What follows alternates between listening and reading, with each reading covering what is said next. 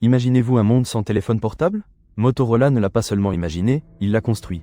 Mais l'histoire de ce géant technologique est pleine de rebondissements, de batailles épiques et, bien sûr, de quelques mythes savoureux.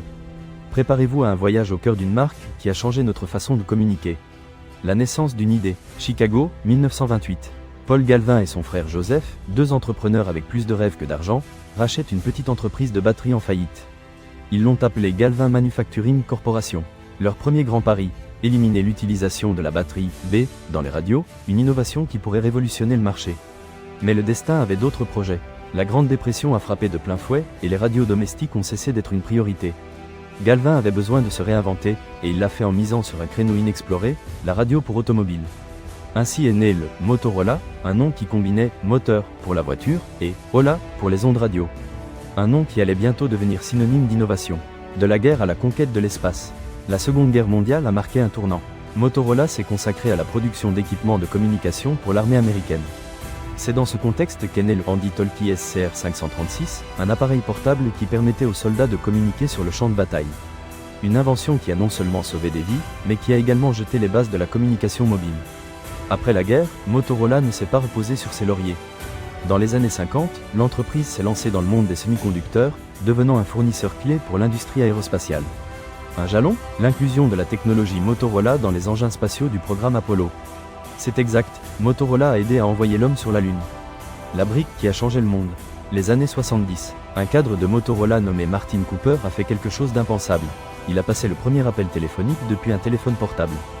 L'appareil, connu sous le nom de Dynatac 8000X, pesait près d'1 kg et avait une autonomie d'à peine 30 minutes. C'était une brique, oui, mais une brique qui allait changer le monde à jamais. Motorola a investi des millions dans le développement de la technologie cellulaire, affrontant des concurrents féroces et un marché sceptique. Mais sa vision était claire, un monde où les gens pourraient communiquer librement, où qu'ils soient. L'empire et la chute. Les années 90 ont été l'âge d'or de Motorola. Le StarTAC, un téléphone compact et élégant, est devenu un objet de désir. La marque était synonyme d'innovation, de qualité et de statut. Motorola dominait le marché de la téléphonie mobile d'une main de fer. Mais la complaisance est le pire ennemi du succès. Motorola s'est endormi sur ses lauriers, sous-estimant l'arrivée de nouveaux concurrents et l'évolution du marché. L'explosion des smartphones, menée par Apple et Samsung, l'a prise au dépourvu. Le mythe du suicide de l'inventeur. Et c'est là qu'interviennent les mythes. L'une des rumeurs les plus persistantes au sujet de Motorola est celle du suicide présumé d'un ingénieur clé dans le développement de la technologie cellulaire. L'histoire raconte que cet ingénieur, tourmenté par l'impact social de son invention, a décidé de s'enlever la vie. Réalité ou fiction, aucune preuve ne vient étayer cette histoire. Il s'agit probablement d'une légende urbaine, une façon de réfléchir aux conséquences inattendues de la technologie.